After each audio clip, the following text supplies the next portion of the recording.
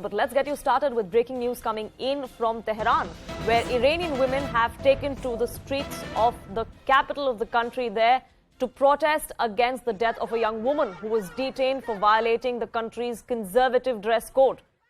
Protests have been sparked off in retaliation to that death. These protests continue, with women taking off their hijab in public, even chopping off their hair as a mark of protest. An investigation is being demanded into the death of Mahsa Amini and dismantling of the morality police unit of the Iranian police. Abhishek Jha, my colleague, now joins us for more on this. Abhishek, the anger is palpable. It's spilling onto the streets of Tehran for over 48 hours now. Of course, and we can totally see that the kind of togetherness that the Iranian society has shown on this issue.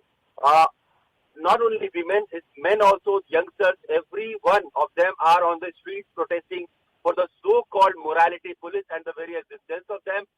In the wake of Mahsa Amini's tragic death, Iranian authorities are clearly having a tough time to deal with the latest surge of protests against hijab and the repressive regime against women who have now come out in full strength to not only claim their rights and equality in the society, but also against the tortures and the moralities, in the name of morality, the discrimination that women are facing in Iran.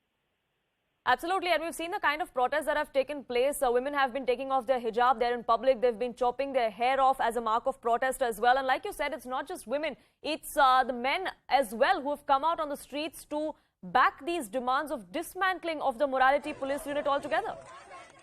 Of course, and you know, Mahsa Amini, the tragic death of that lady, she was going with her brother on her bike to meet the relatives.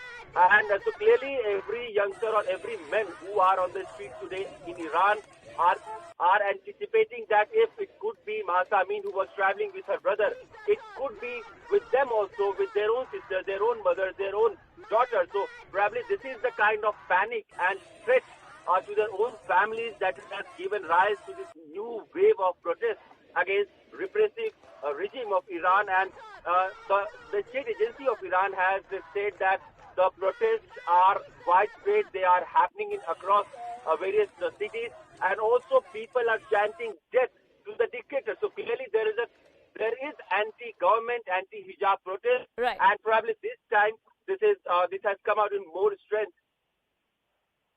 Absolutely. The anger there spilling onto the streets of Tehran. Protests continue for over 2 days now. For the moment, Abhishek, thank you so much for getting us the very latest.